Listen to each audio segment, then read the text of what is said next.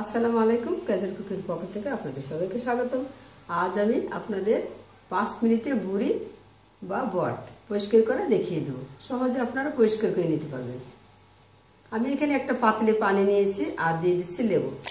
ভুড়িতে যে একটু ঘ্রাণ আসে গোবর গোবর, সেই ঘ্রাণটা আর থাকবে না। একটু চিপে চিপে দিচ্ছি আর আরও আমি একটু লেবুর রস দিয়ে দেবো।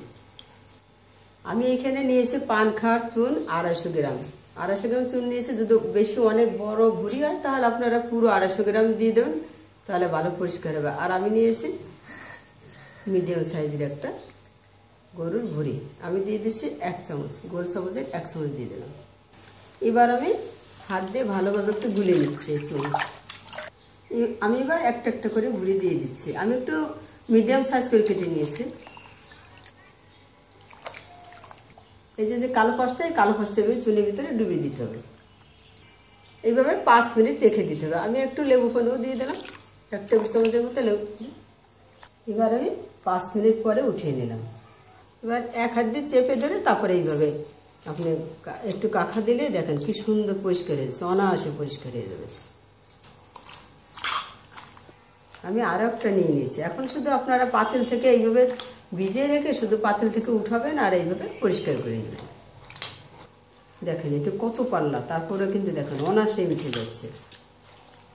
এটা এরকম ফাঁকা করে তারপর আপনারা এই যে এইভাবে নেবেন, তাহলে ভিতরটা হয়ে যাবে। তারপর যখন ছোটো করে কেটে নেবেন তখন আবার হয়ে যাবে। এই যে এইভাবে পাল্লাটা খুলে খুলে তারপর আপনারা এইভাবে এই যে ভাঁজ থাকে, ভাঁজটা খুলে খুলে আপনারা পরিষ্কার করে নেবেন। দেখেন কত সুন্দর হয়ে যাচ্ছে। এবার পরিষ্কার করে ধুয়ে তারপর আমি ছোটো ছোটো করে কেটে নিচ্ছি। এবার আমি একটু লেবু পানি দিয়ে দিলাম পানির ভিতরে। এবার লেবু পানির মধ্যে দিয়ে দিচ্ছি। এইভাবে মানে মিডিয়াম সাইজ করে কেটে তারপরে পরিমাণ মতো লবণ আর হলুদ দিয়ে তারপরে জাল করে নিতে হবে। আমি হাঁড়িতে পরিমাণ মতো লবণ আর হলুদ দিয়ে জাল উঠিয়ে নিলাম। এবার আমি ভুড়ি দিয়ে দিচ্ছি। ভুড়ি দিয়ে দিলাম। এবার আমি নেড়ে চেড়ে নিচ্ছি। আমি আপনাদের দেখিয়ে দিচ্ছি এরকম লবণ আর হলুদ দিয়ে এরকম পানি দিয়ে ভুড়িটা বা বট এরকম পুরো ডুবিয়ে দিতে হবে, তাহলে জালটা কিন্তু ভালো হবে। ঢেকে দিচ্ছি। দেখেন এইভাবে উতল পুতল জাল করে নিতে হবে। যখনই যেরকম শক্ত হয়ে যাবে তখনই নামিয়ে নিতে হবে। আপনারা এরকম জাল করে নেবেন। তারপরে আপনারা ছোট ছোট করে কেটে আর আশেপাশে আরও যদি কিছু লেগে থেকে থাকে আপনারা বটিতে পরিষ্কার করে তারপরে আপনারা করবেন। ফিরে আবার একটু হালকা পাতলা মশলা দিয়ে জাল করে করে এই বট বা এই যে ভুড়িটা 1-2 দিন জাল করে নেওয়ার পরে যদি আপনারা রান্না করেন তাহলে কিন্তু আরও বেশি মজা হবে। আপনারা চাইলে ঠান্ডা হয়ে গেলে এইভাবে পলি ব্যাগেও রেখে দিতে পারেন। পলি ব্যাগে রেখে মুখ বেঁধে তারপরে আপনার শপিং ব্যাগে রেখে ডিপ ফ্রিজে রেখে দিতে পারবেন। এরকম করে ছোটো ছোটো প্যাকেট করে রেখে দিতে পারবেন, যতটুকু আপনারা রেখে দেবেন। আপনারা এইভাবেও রেখে দিতে পারেন, অথবা আপনারা আরও ছোটো ছোটো করে কেটে যখন যেভাবে আপনারা যতটুকু মানে ছোটো করে কেটে আপনারা রান্না করবেন ততটুকুন করে কেটে তারপরে আদা রসুন দিয়ে একটু জাল করেও ঠান্ডা করে তারপর আপনারা এইভাবে রেখে দিতে পারবেন। যতটুকুন প্রয়োজন হবে সেরকম প্যাকেটটা বের করে আপনারা রান্না করে সহজেই খেতে পারবেন।